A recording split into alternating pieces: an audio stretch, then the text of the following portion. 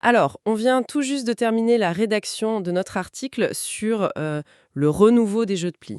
Oui, Et on s'est dit qu'il fallait en parler parce que l'image qu'on en a, c'est souvent tarot, bélote.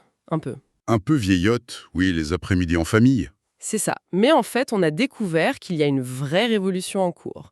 Une créativité dingue. C'est un véritable Big Bang qu'on a observé, surtout depuis des jeux comme The Crew, qui a introduit la coopération. Ah oui, Et en cherchant pour l'article, on a trouvé des pépites, souvent du Japon d'ailleurs, qui prouvent qu'il y a un jeu de pli pour chaque occasion. c'est exactement ça.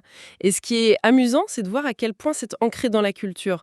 On a trouvé une archive, Ah, l'émission suisse. oui, 5 de Derror, diffusée en prime time pendant 5 ans, avec des célébrités qui jouaient au jazz en direct. C'est fou, non? C'est l'e-sport avant l'heure, quoi. Complètement.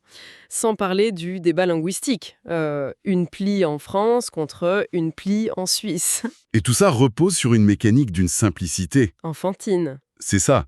On pose une carte, les autres suivent la couleur s'ils peuvent, et le plus fort ramasse, c'est tout. Et c'est là que le génie des auteurs modernes intervient, en tordant cette règle si simple. Exactement. Ils la tordent dans tous les sens. Dans notre sélection 2024-2025, on a des exemples assez bluffants. Je pense à l'use. Ah, l'use. Le concept est déroutant. On voit les cartes de tout le monde, sauf les siennes. Comment est-ce qu'on peut jouer, en fait? Mais justement, on ne joue pas avec ces cartes, on joue avec l'information que les autres nous donnent. C'est de la déduction pure. C'est-à-dire que si quelqu'un hésite, Voilà, si quelqu'un hésite à jouer une grosse carte, on peut deviner ce qu'il a, et du coup deviner ce que nous, on pourrait avoir.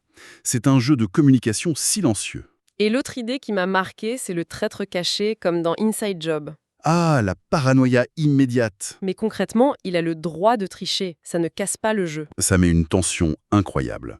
Il a le droit, une seule fois, de ne pas suivre la couleur alors qu'il pourrait. C'est subtil, Juste une fois. mais ça suffit à tout faire dérailler.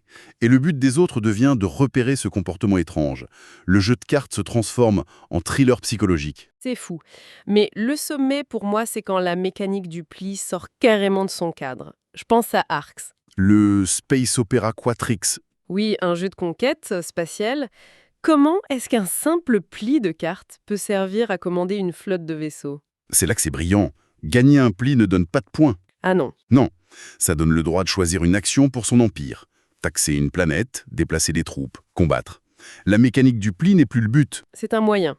C'est un système de sélection d'actions à la fois tactique et plein de tension.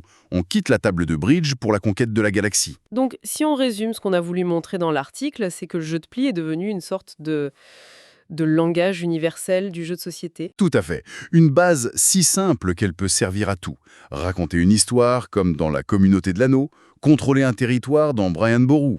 Il faut vraiment oser aller au-delà des classiques qu'on connaît. Absolument. Et ça ouvre une perspective intéressante, je trouve.